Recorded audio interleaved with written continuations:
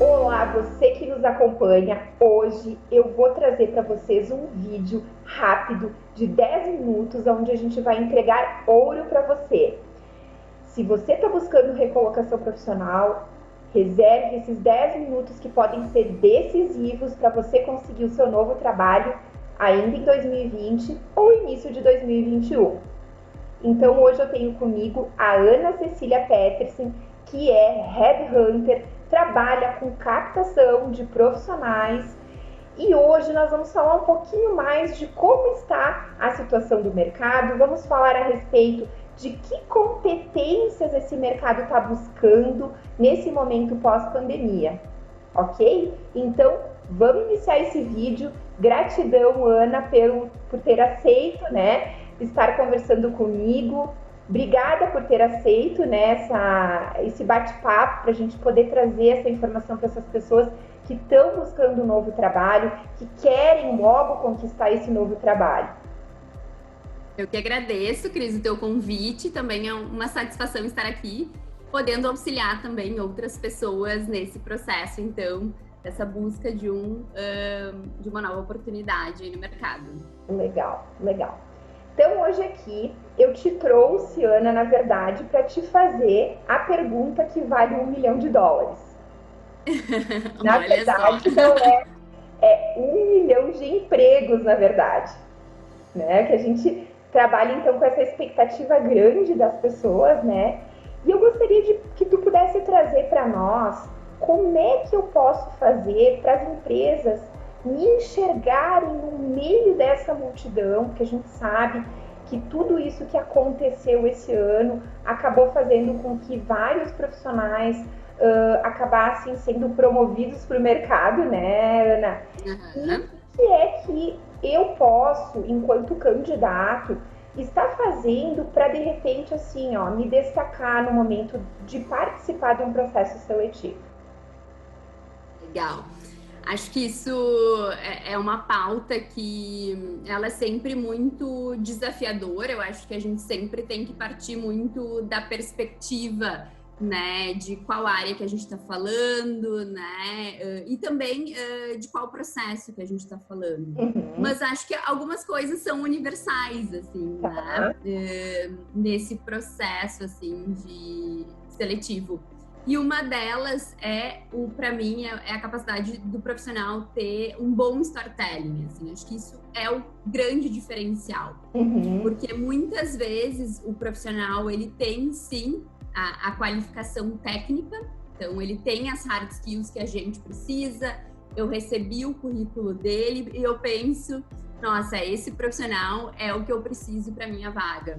E aí eu chego, então, na entrevista para fazer esse processo com ele, e aí eu penso, né, onde que está esse profissional desse currículo? Então, é justamente porque essa pessoa, ela não consegue demonstrar, através da sua narrativa, né, o que tem ali naquele material.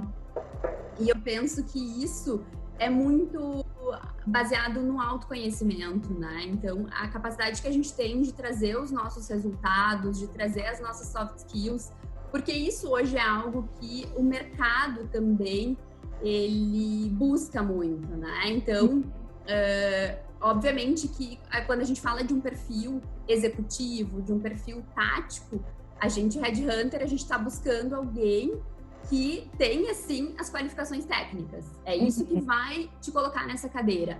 Mas, com certeza, as soft skills vão ser o diferencial nesse processo. Assim. Então, é extremamente importante que esse profissional ele consiga demonstrar, né, de que maneira ele consegue utilizar essas soft skills dele e quais são os diferenciais dele nesse sentido. Então, quais são os resultados que ele tem, como que ele faz para alcançar esses resultados, né? Então, eu acho que o que eu percebo, assim, o profissional que mais consegue se destacar nesse processo é justamente aquele que se conhece.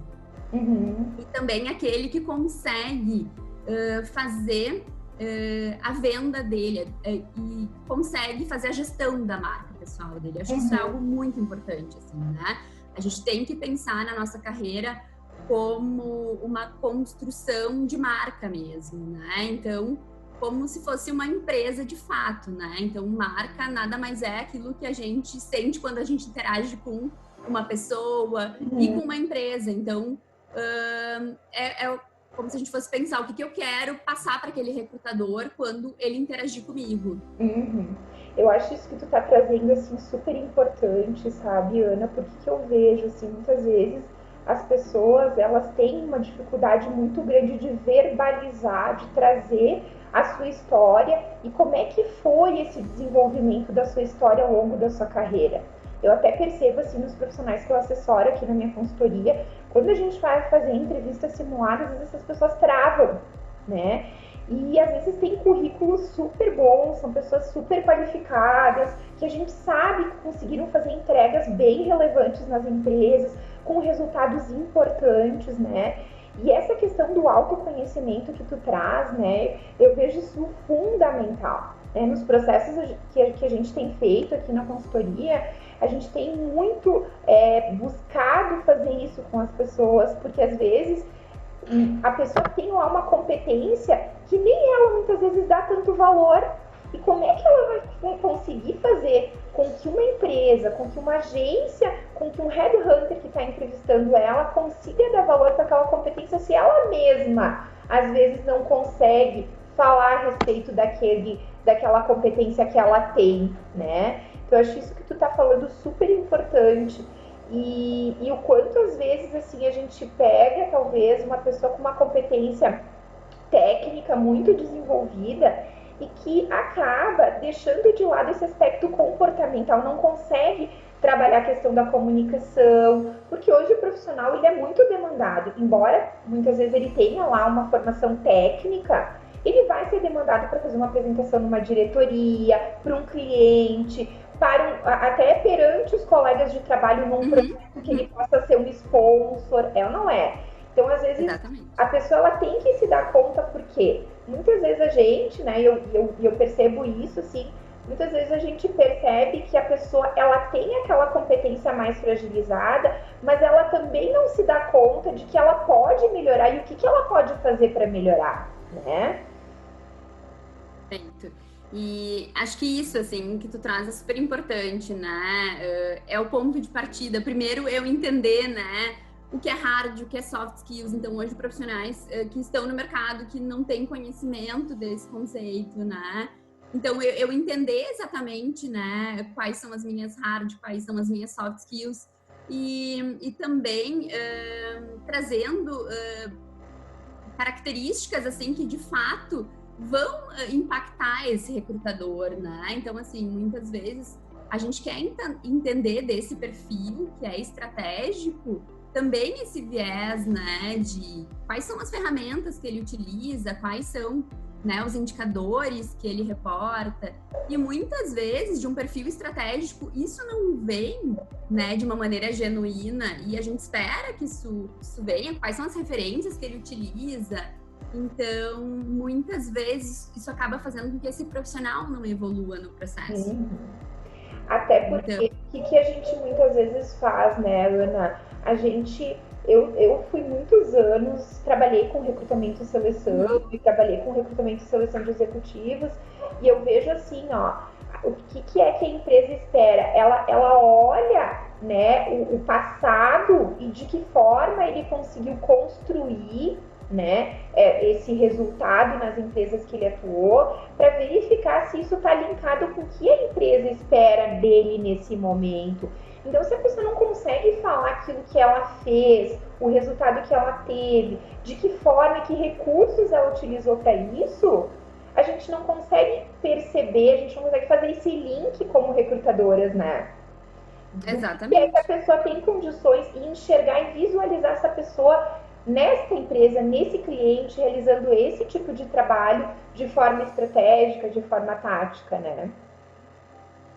E isso vem muito de encontro também com essa questão de fit cultural, assim. Então, eu, como candidato, eu também preciso avaliar se essa empresa é para mim, né? Então, por mais que hoje eu esteja nesse movimento em busca de recolocação, e a gente sabe, né, quem tem fome tem pressa, e obviamente, né, eu vou estar avaliando todas as oportunidades, né, diferente de uma outra pessoa que hoje está inserida no mercado, mas conforme eu vou avaliando, né, a cultura dessa empresa, quando eu vou fazer essa venda para essa organização, também esse processo fica mais alinhado, né?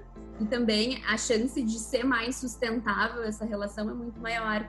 Então, acho que essa questão do storytelling, ela vem muito de encontro com isso também. Assim, eu consegui trazer uma linha do tempo, né, no meu processo de narrativa, né, com esse recrutador, para que fique claro, né, exatamente qual que é a minha trajetória, e eu poder me preparar para aquela entrevista específica.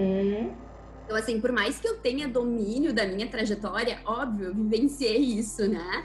Mas eu preciso realmente me preparar para esse processo específico, eu quero entender exatamente o que esse recrutador precisa, então eu vou focar exatamente naquelas competências que ele sinalizou que ele quer, ou naquelas, tanto hard quanto soft skills, para poder, obviamente, ser ainda mais atrativo. Porque hoje o recrutador, né, ele tem ali um tempo de 45 minutos, 1 hora para conversar, então eu preciso ser, né, muito objetivo nesse sentido e também ser muito autêntico, né, construir um discurso que de fato vá prender atenção, né? Então, assim, eu não preciso ficar falando do meu currículo tecnicamente, claro. né?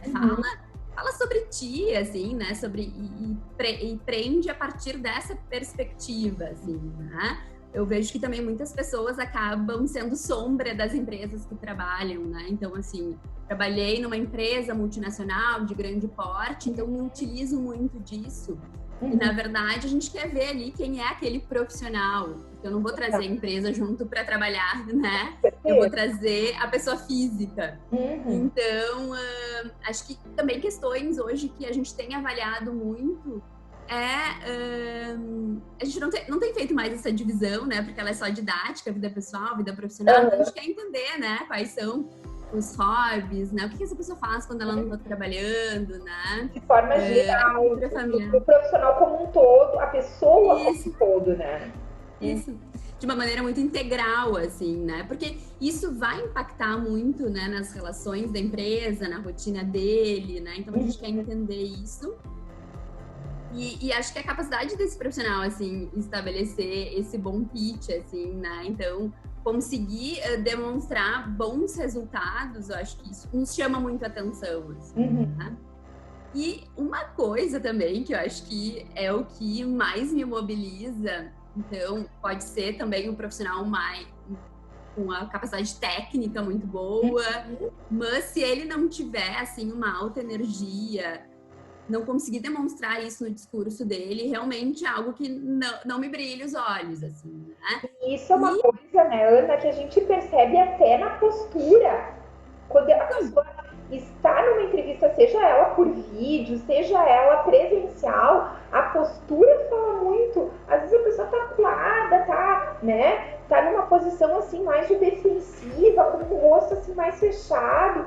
Isso tudo acaba interferindo nessa questão da energia, da percepção do entrevistador, até da atenção do entrevistador. Porque a pessoa que não tem energia legal, tu acaba ficando com sono e teu pensamento já vai para longe, né? Então acaba perdendo a oportunidade de conseguir, porque eu costumo dizer assim, né, para as pessoas aqui que eu atendo, que eu assessoro nas minhas postagens também. Depois que você fizer a entrevista é um momento único, não tem volta, né? Se você não foi bem avaliado naquele momento, talvez nunca mais seja chamado por aquele headhunter. Por quê? Porque aquela impressão que você deixou do seu perfil, da forma com que você se portou, da questão toda da energia, né? Talvez assim, não vai ter segunda chance de você participar do processo seletivo, né? Talvez possa ser chamado para outras oportunidades. Também não quero ser radical aqui de dizer, nunca mais a gente vai... Mas assim, a gente vai ficar com aquela percepção daquele momento, né? Isso faz muito parte do que a gente falou lá no início, que é da gestão da nossa marca pessoal, assim, né? Isso impacta muito e impacta muito também. Agora eu lembrei de uma outra coisa importante, que, como headhunter, eu peço muita indicação, às vezes de alguns profissionais que eu vejo que são referências, né? Até dentro da Serra Gaúcha, peço indicações, assim, tu conhece alguém nesse perfil? Aí a pessoa não me responde, né? Daqui 6 meses, 1 ano, por acaso ela me manda uma mensagem, né? Quando, né, ela tá em busca de uma nova oportunidade. Então, acho que isso, de novo, vem de encontro com marca, né? Então, realmente a nossa relação ali não vai ser a mesma, né? Porque não é um networking isso, né? Uma relação de interesse, né? Não vira uma relação de ganha-ganha, né, Ana? Isso. Porque o mercado, ele dá tantas voltas que hoje a gente está numa situação, amanhã a gente está numa outra completamente diferente. E aí, o que acontece? A pessoa até perde a oportunidade de fazer uma vinculação, né, com alguém que daqui a pouco pode também te sugerir coisas. Existe isso no mercado. Eu acho que todo mundo pode sair ganhando, né? Então, acho que isso é bem importante. Legal, então, Ana. Eu queria, assim, fazer uma palhinha final só para que tu pudesse contextualizar para nós como está o mercado, como é que tu está percebendo esse mercado agora pós-pandemia. E ainda a gente está meio que, né, no momento ainda de ver o que vai acontecer, mas o que tu está percebendo agora que em outros anos talvez tu não viu, de final de 2020 início de 2021, perspectivas para quem está buscando um novo trabalho. Então, obviamente, né, as empresas passaram e elas seguem ainda nesse processo, né, de otimização de equipes em razão de todo esse cenário que a gente vem vivenciando, né, mas a gente percebeu que lá em março, então, ficaram em stand-by as oportunidades, até foi ali final de maio. E desde final de julho, assim, eu estou notando um movimento muito mais intenso, né, de mercado. E a perspectiva, sim, é positiva, né? Então, um movimento muito forte de vagas, eu percebo de vagas operacionais, que eu não trabalho, mas que eu noto nos grupos de vagas, né? Então, acho que isso é um bom indicador, porque lá em março, né, esse perfil foi um perfil que foi muito afetado. Então, agora, né, ele está sendo aí captado novamente para as empresas.